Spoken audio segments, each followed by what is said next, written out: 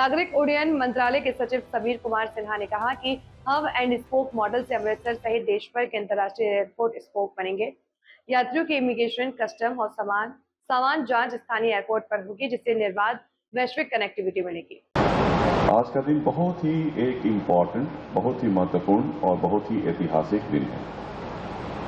कुछ ही दिन पहले हमने बनारस में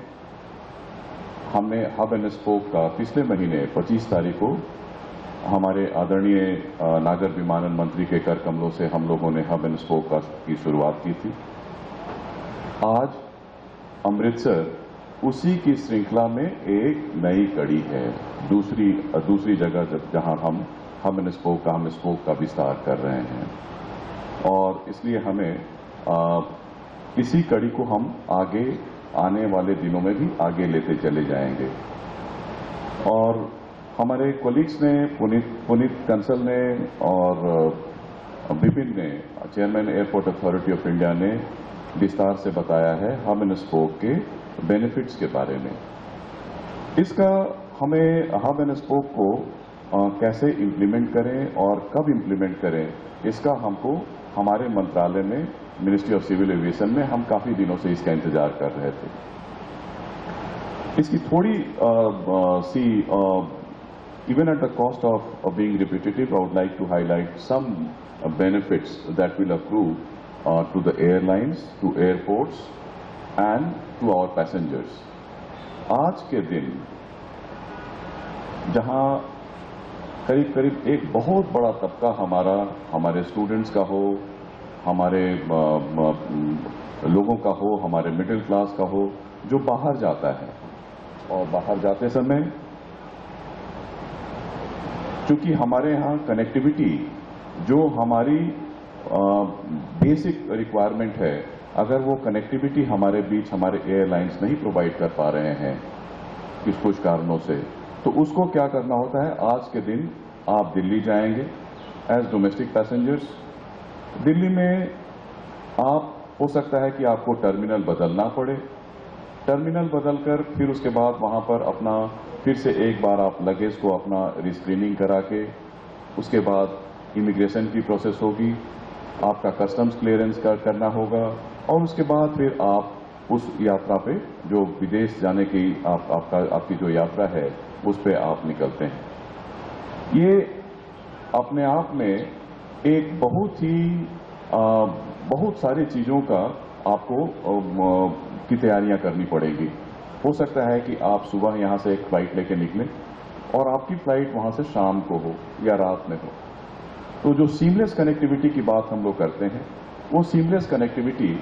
नहीं मुहैया हो पाती थी। हब एंड स्पोक के जरिए हमारा देश बहुत बड़ा देश है और बहुत हमारे सारे एयरपोर्ट्स हमारे खुल रहे हैं, बहुत सारे हमारे इंटरनेशनल एयरपोर्ट्स हैं, लेकिन हमारे इंटरनेशनल एयरपोर्ट से डायरेक्ट कनेक्टिविटी नहीं है। हब एंड स्पोक उसी दिशा में लिया गया हमारे लिए एक बहुत बड़ा सार्थक प्रयास है। आदरणीय प्रधानमंत्री के मार्गदर्शन में, उनके नेतृत्व में और हमारे honourable minister of civil aviation और minister of civil aviation state, उन लोगों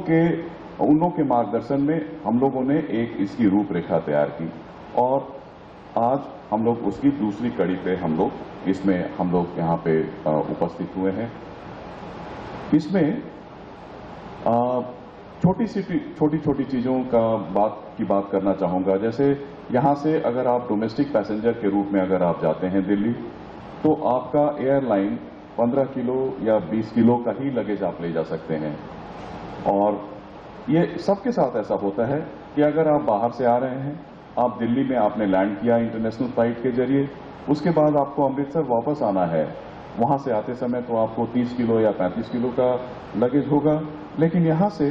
जब आप दिल्ली से अमृतसर की यात्रा करते हैं तो एयरलाइंस उस पर रोक लगाएंगी, वो 15 किलो होगा या 20 किलो होगा। इन सब छोटी चीजों का भी इसमें हम लोगों ने ध्यान रखा है। तो यात्रा कैसे सुगम हो, सारी की सारी चीजें यहीं पे आपका इमिग्रेशन, आपका कस्टम्स, आपका लगेज का चेक इन, सब कुछ यहीं हो जाएगा। और उसके बाद जब आप दिल्ली जाते हैं तो कुछ ही समय में आपका एक आप सिक्योरिटी होल्ड एरिया में जाते हैं, जैसा विदेशों में होता है, विदेश के जितने भी हमारे हब होते हैं, और वहां से आप सीधे आप एयरलाइन से गाइडेड होके आप अपने गंतव्य स्थान के लिए जो विमान जाएगी वहां पे आप बैठ के और आप चले जाते हैं। तो ये एक धीरे धीरे करके मुझे लगता है जो पुनीत कंसल साहब और उनकी टीम ने जो यहाँ पे तैयार किया है कि हम लोग धीरे धीरे करके 4 ऐसे हब हम लोग भारत में बनाएंगे और करीब करीब 40 ऐसे स्पोक्स हम बनाएंगे। हमारे जितने भी इंटरनेशनल एयरपोर्ट्स हैं उन सबको स्पोक्स के रूप में विकसित किया जाएगा और कैसे हम सीमलेस कनेक्टिविटी दे सकें पूरे विश्व में हमारे पैसेंजर्स के लिए, उनकी सुविधा के लिए, तो उसको भी हम लोग